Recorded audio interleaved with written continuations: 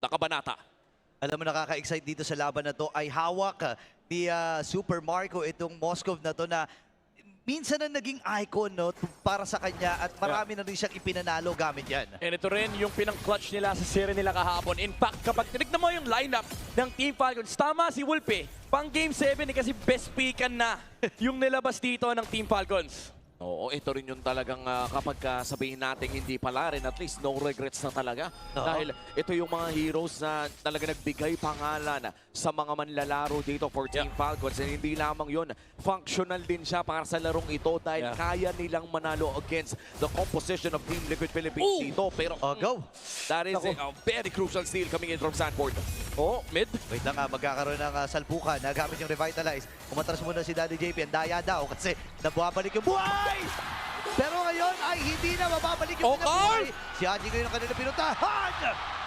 2 kill kaagad na para sa Team Liquid. At ang daming nawala sa Team Falcons sa last minute ng ating gameplay. Nanakawan yung XP lane sa baba, napatay yung dalawa sa mid lane at patuloy lamang ang snowball para sa Liquid. Sobrang crucial na sapat yung retry stacks. Nung retry boots ni Cartesi, umabot yung flame retry. Kaya yung extra damage ay nakatulong pa sa pagpatay ng dalawang heroes dito sa may middle lane. And that's a very good tempo coming up from the cavalry, knowing na nakahawak din, nakalamang din si Sanford sa XP Crab. So baka umabot tayo sa punto na maaga yung pagpunta ng TLPH dito sa Pagong. Pero kahit papano tumulong naman si Kyle doon sa XP lane Crab, kaya naman makaka-level 4 agad si Flap. In fact, mauuna pa nga ang Team Falcons na magsimula ng pagong na ito. Yan na, hatakan na sa Pagong. Ngayon, hawak-hawak ito ng Falcons. JP, bumibuelo lang. Level 3 pa lang siya dito. Si Carl TC ay lumapit na rin. Makikipag-abangan, hindi tumama yung Landshaker. Pero ang Pagong ay mapupunta kay Kyle. Haji! Pero mabibit sila. Ngayon si Haji nakuha na ng kill. Haji mamamaalam. Ngayon si Kyle ay nakuha na rin dito ng Team Liquid Philippines. Habang si Oakwood ngayon ay may even din. Hindi tumama yung SOD. Pero parang nagkapalitan lang sila ng kills doon, ha? Oo. Lamang lang ng konti yung Team Falcons kasi 2 for 2 exchange tapos nakakuha. Oy! Kasi na wala silang kamalay-malay na nakuha pata ni... Wait lang, si Haji ba nakuha? O si Carl? Si Carl. Si Haji. So kahit papano sa Falcons pa rin naman napunta, pero hindi sa jungle. Oo, na-deny pa rin. Grabe tong Liquid, ang new tech. Imagine mo, blazing duet. Para lang to sa minions kasi mataas damage yan di ba? Mataas damage yan sa jungle creeps. Oh, mid lane! Ito naman ang pupuntahan, Purify ay nagamit. Wow! Pinakasipa na. With the Way of the Dragon, hindi tumama yung Landshaker, pero si Carl ay nandun din at nakaantabay. Pero hihinga muna sila. Tama ba yung nakita ko na kapag purify si Sanji pero hindi naging sapat para makalis? Yeah, I think yung stuns din, yung damage ay enough from Team Falcons. Kahit pa makatakbo siya doon, hindi niya lang napindot at yung Crimson Beacon. Sa bilis din kasi nung engage yung Team Falcons, medyo unexpected din yun from TLPH. And ang ganda rin ng punish kasi kahit may sipa dito mula kay JP, ang daming damage source mula sa Team Falcons.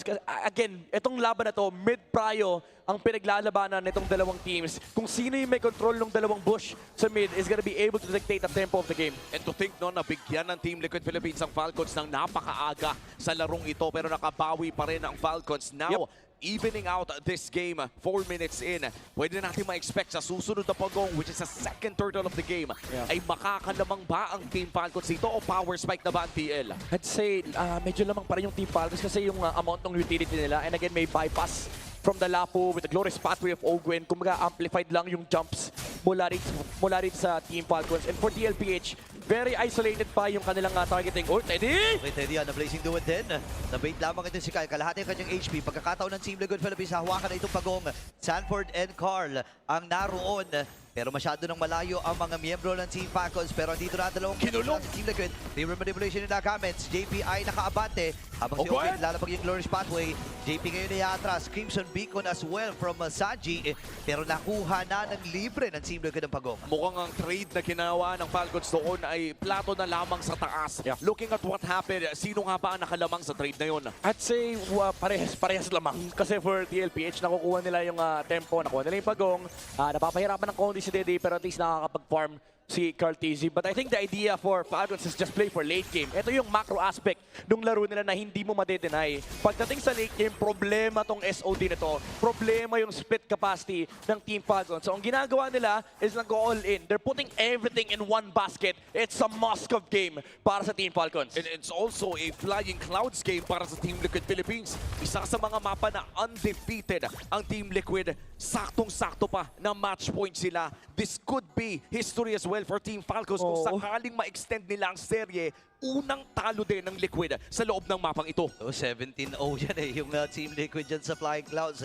And dito natin makikita ngayon kung gaano din ba nabasa ng Falcons yung ganito. Kasi expected na yan kapag ka may Flying Clouds, talagang bakbakan kung bakbakan. Pero sa ngayon so far, bibihira lang yung mga salpukan dito ha. Ang gusto ko, teka lang. Oh! Huli dito si Danny JP at siya ba'y mamamatay? Hindi, nagamit din yung shield po pero nakuha pa rin siya doon ni Haji. Atras mula si Teddy with the Blazing Duet and the BMI.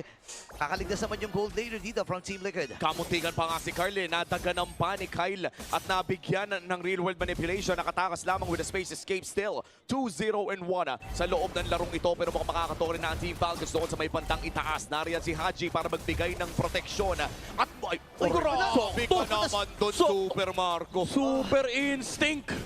Nasibot pa sila doon pero this time andito na si Danny JP. Nagamit siya ng sisipain pero si Ogen ay may ihipit. Free hit lang yung dalawang miyembro from Team Liquid. Oh, that's big. Sabay magkakaroon pa ng pagong min. Walang roamer ang Falcons dito sa ikatlong pagong at makukuha na ito ng CL. Yeah, pero I think ang overall game na talaga dito for Team Falcons is patabain lang si Super Marco. Fortunately for TLPH, nakahanap sila ng punish. Even though magaganda yung mga counter plays for Team Falcons, now they're starting to put their resources onto stopping the Moscow from farming. Nagpapadala na sila ng mga tao to deal with this insane pressure from Team Falcons. Oo, kahit masabihin natin 0-0 in 0 dito si Super Marco. Patapos na rin kasi yung Golden Snap.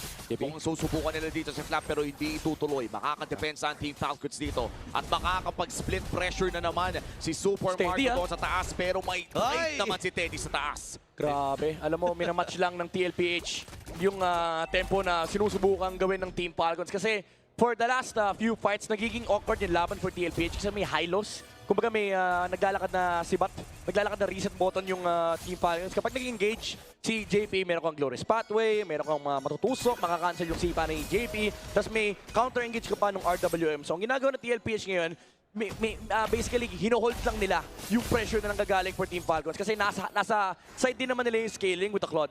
Oo, ito, assassination attempt mula dito kay Carl Tazzi. Going in for Haji pero mapapauwi lamang niya. So far, Team Liquid Philippines ang may hawak ng gold lead, just an 800 gold lead. Bago lumabas ang pinakaunang pagong ng larong ito. For the past 8 minutes ng laro, magkaiba ang objective ng dalawang teams na to. Yung isa gustong patabain yung gold laner na sobra-sobra at yung isa naman ay objective control na ang hinahanap. Medyo matagal din yung kinain na oras ni Kyle doon sa may ibabaan sa pagtambay niya. At dahil doon level 10 lang siya, in level 13 na dito si Carl. Oo, at itutuloy ata ni Kyle dito ang paghanap ng mga target. Pero si Super Marco, nire-return ata ni Carl yung favor kanina. Pero makakapag-lifesteal naman at makakabalik sa buhay si Super Marco. Konting item pa, Carl. That would have been a kill. Yeah, pero for Team Falcons, wala silang na-burn na resource. So medyo happy sila sa nangyari. Now, at least makakahinga sila. Walang threat ng Deadly Magic. Pero si Teddy, men, steady lang. Trabaho lang dun sa Claude. Kala mo Moscow din yung hawak niya. Kumbaga hindi problema yung split pressure. Now, taken for Steel Page to react. Ang lalim ni Sanji dito, aabutan siya. Glorious Pathway ay nabitawan din. SOD! At nakakuha na si Flap ng kill. Flashing doon mula kay Teddy. Ngayon, ipitata si Simon. Flicker naman force na rin niya. Real world manipulation mula dito kay Haji. So, ubos ang resources dito ng Falcons. Tatlong ultimate. Actually, 4 na ultimate nga yung nagamit eh. Oh, Kyle. Nagpakita si Kyle doon sa may LBM. Tuloy ang Lord para dito kay Super Marco. Di nilalablasan si Carla. Oh! Nasa gilid si Carl TC. Ngayon naman si Ogwen ay haharap din. Si Kyle ang nagbagi. Pero hero ata magiging call dito ng Team Liquid Philippines. Habang si Flap nakikipagsabayan na. Kahit meron siyang ultimate na nakuha against dito kay Carl TC. Ngayon naman si Kyle pipilit din. Nagamit niya yung Wither Crab. Pero abangan na lang siya. Wow! ng Team Liquid Philippines. 3-man down at si JP lang ang naging kapalit. Nako, kailangan tumipensa patuloy ng Team Falcons at mukhang makakakuha ng tore ang Team Liquid dito sa gitna. Lord man ay napunta sa Falcons, parang sila pa ata ang nalugi doon. Nadaan sa Microhan and kulang din kasi yung skills ng Team Falcons. Wala na yung Violent Requiem. It was used to dodge the knock-up mula dito kay JP and pati na rin yung mga dashes ni Super Marco. Oh, Haji! Manipulation yung nagamit. Alam nila, nakakatakas lang nito. Sumibat din! No way! Itong si Super Marco, nakasipa na si JP. Pero hindi ata sapat yung kanila magiging damage. Mabibitbit ito si Super Marco. Makakatakas din siya. Pipilitin ata ni JP na pero nabitbit ito si Ogwen. Ngayon, ito na ata ang pagbawi ng Falcons. Masyadong malayo itong si Kyle. May ibitbit kay Flap. Nagdoon, tinamaan ang kanyang land shaker. Pero free hit na naman dito si Teddy. Nagtatalo na rin itong si Sanford. JP! Flap din ang kanyang Buhay! pupuntahan habang si JP. Sinalubong lang si Kyle para hindi makasama. Flap! At si Sanji naman ngayon ay mabibitbit ito si Flap. Makakakuha sila ng panibagong kill. Pero mukhang ang trade-off dito ay puputok na ang Holy Shields doon sa baba. Worth it ba yun para sa Team Liquid? I would say TLPH, hindi naman ganun ka-worth it pero at least na-force nila yung Team Falcons, hindi nila nagamit yung Lord. Mawawala yung Holy Defense on the bot side. Pero ang ganda sana yung extra take ng Team Falcons. Madedepensahan sana ni Kyle yung aggression ng TLPH pero hinarangan siya ni JP. Nadagdagan na naman yung listahan ng kasalanan. And looking at the Infinix in-game equipment, kompleto na. And actually, sobrang pantay ng gold ng dalawang gold laners natin. Yeah, sobrang laki ng force ni Haji doon kay Carl TZ. Inipit na naman sa loob ng real world manipulation na isama pa sa tusok ni Super Marco doon sa pader. And that was a shutdown kill. 6-0 yung record ng Harley kanina. So ang laking bounty nung nakuha ni Super Marco. At napakalaking bagay niya. Ogwen? Si Ogwen naman ata ang bibigyan. Ayun, nasiba na nga at mag-o-all nata dito si Philippines. Oh! River manipulation, Luris Padu as well. Ibit! Pero naman yung Grabe! dalawa. Kailangan ng matrasilo ni JP. Crimson Beacon naman para kay Sanji. Ibit pa rin si Sanford. Nagamit yung kanyang flicker pero mabibit dito si Danny Ogwen. Si Super Marco kanina pupunta. Si Sanford ay buhay pa rin naman. At dito na yung Blazing Duet mula kay Teddy. At iniisa-isa na. At Team Falcons Sanji! naghahabol pa rin dito si Sanji. Si Super Marco ang kanya nagiging punter yata. Abutan pa rin ata. Hindi na rin kumasa ang SOD. At mauubos ang Team Falcons Maniac din para kay Teddy. Pero napakalalim na mga minions nila. 15 seconds ang kailangan bilhin para kay Flap at Ogwen. Malayo-layo pa ang huhukayin ng 10 Team seconds. Liquid. Okay, 8 seconds para kay Ogen. Mukhang ang plano lamang nila ay kunin lahat ng mga pwedeng kunin dito. Wala yung Holy Shield. Double na ata ang nagiging Oh! goal. Flap ay mabubuhay na rin. Same with Ogen. Iaatras na muna ito ng Team Liquid Philippines. At makakadepensa. Teka, open Hinahabol! Oo nga pala, may Crying Cloud at si JP ata may ipit. Flicker na force na rin niya. Hinahabol siya dito ng mga miyembro ng Falcons. Shoot po. Sumama rin yung SOD pero Crimson Beacon na magagamit na dito ni Sanji. Ibitin nila Marco! Blazing Duet naman malaki. Marco! Teddy! Teddy with the flicker pero may river manipulation na binitawan dito si Haji. Ngayon ay mamamatay ito si Owen. Round number 2 para sa Team Liquid at Falcons. Oh, no! Medyo critical ang sitwasyon ni Flap. Hahabol sana si Carl pero hihinga muna dito. Magkabilang kupunan. Oh my goodness! The Flying Cloud response! Pero immediately, as soon as nakita ni Teddy, yung SOD Blazing Duet with the wind of nature and TLPH, Bang! even though ang ganda nung ginawa nila sa base ng Team Falcons, hindi naging sapat yung oras nila. And again, this play from Teddy, shutting down Super Marco. Sabi niya, sali naman ako sa Golden Royale. At tignan mo naman ang entrance ng dalawang kupunan sa huling clash natin. Hindi pa rin tapos ang laban na ito. Paglalabanan pa ang pangalawang Lord ng larong ito. Huling Lord ay napunta sa kamay ng Team Falcons. Kung saan ngayon naman ay Team Liquid Philippines ang magsisimula ng Lord. Wala na, tatapusin na ata ng Team Liquid Philippines. Kyle! Ata si Kyle! Pero sakto yung pagsalubong dito ni Sanford. Natamaan din si Flap. Dumadel de Magic habang si Owen ngayon ang mapupuruhan at siya'y mamamatay din. Kailangan na tumakbo ni Kyle at siya'y mamamatay. Dalawa ang nakuha dito ng Team Falcons. Pero kaibahan sa nangyari kanina, nasa Team Liquid ang Lord. Teddy pa rin talaga yung laro dito ni Teddy on the claw, just standing his ground. And Team Falcons, ang hirap na for them to actually enter the area of Liquid Philippines even though mayroon silang box. Si Sanji, men, nagpapakamatay na kasi may hawak siyang Purify. Papasok na ang Lord. Wala pang nakakagawa ng 3-bit pero nakaamoy na nila. 5 seconds pa para kay Owen. Tower lock! Pero natapusin ang Team Liquid Philippines. Maitatala sa kasaysayan ng unang 3-pit sa Pinas. At sa liga ng pinakamalalakas, ang Team Liquid Philippines ang Pinakamalakas! Witness MLBB Philippine Esports History. Ang pinakaunang 3-bit sa banners ng San Juan ay may dadagdag na ang Liquid sa pangatlo. Oh my goodness!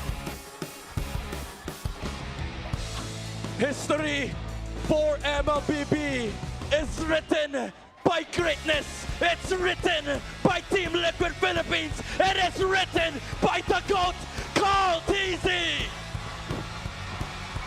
At maririnig nyo ang dagungtong ng bawat puso sa San Juan Arena. Nakita nila ang puso ng mga manlalaro natin mula sa Team Liquid Philippines, mula sa Team Falcons. Hindi pa tapos ang istorya ng dalawang Titans na ito. Kung ngayon, kampiyon ng Team Liquid, magpapatuloy ang pagkikita nila sa Esports World Cup in Paris. Sa ngayon ay kakausapin na muna natin ang ating mga manlalaro. Pupunta na po tayo sa main stage. Punta na tayo.